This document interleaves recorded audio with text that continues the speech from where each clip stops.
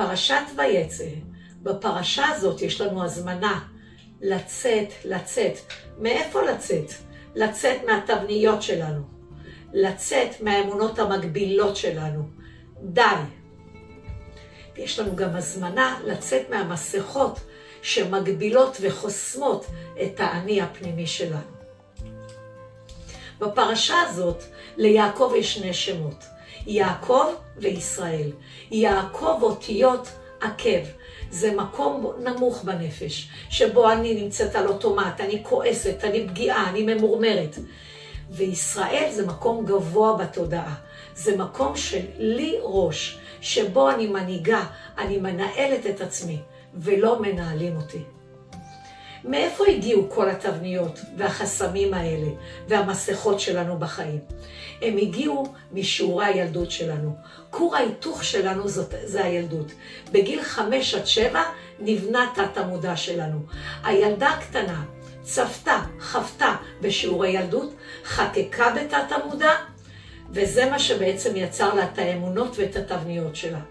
לעומת זאת, איך נבנו המסכות? גם המסכות לא נבנו היום, אלא הם נמצאים בעבר בילדות שלנו. הילדה הקטנה הייתה שם במצב של הישרדות. היא הייתה צריכה להיות מותאמת למה שרצו וציפו ממנה. והיום אנחנו מוזמנים לצאת ולהשתחרר מכל התבניות והאמונות. יש לנו 3 דמויות להשראה. לאה, רחל ויעקב. נתחיל בלאה. לאה כשהייתה ילדה קטנה, אמרו לה, את מתחתנת עם עשיו. עשיו גסה רוח, הברוטלי. לאה לא נשארה קורבנית. היא שברה את תת המודע. היא שברה את החסמים ואת התבניות שלה. היא השתמשה בכוח הפה, בסוד האותיות והתפילה, כדי לשנות את המציאות שלה.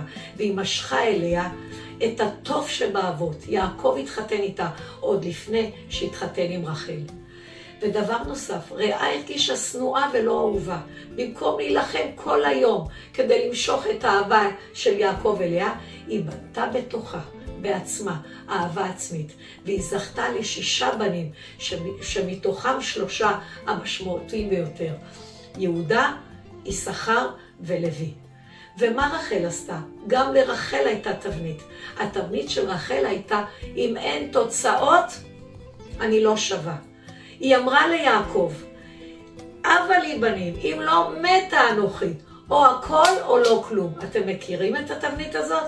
היא מנהלת אתכם לפעמים, אבל גם רחל יצאה מהמקום הזה בתודעה. מה היא עשתה? היא חשבה מחוץ לקופסה. היא לקחה את בלעה, מסרה אותו ליעקב, ודרכה היא בנתה את הבית שלה. ואחר כך היא זכתה אפילו להוליד 2 בנים משל עצמה. ויעקב, יעקב הייתה לו תבנית אחרת, תבנית הפסיביות והתלותיות. אמא רבקה אמרה לו, לך לאבא לקבל את הברכות, ויעקב הולך. אמא רבקה אמרה לו, ברח ללבן, הוא ברח לחרן. וכאשר הוא נמצא בחרן, אצל לבן שמרמה ומשקר אותו, הוא נשאר פסיבי, הוא בורח ממחלוקות. עד שיום אחד הוא שובר תבנית, והוא מחליט להיות מנהיג. הוא קורא לכל המשפחה שלו ואומר להם, אנחנו לא נמצאים במקום שלא מכבדים אותנו. למה שנשאר במקום שמרמים ומשקרים אותנו? הם מקבלים יחד החלטה, וכל משפחת יעקב יוצאת.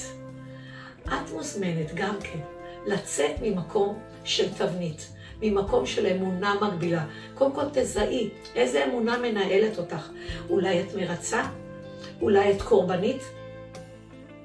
יש לך הזדמנות לצאת ולהשתחרר.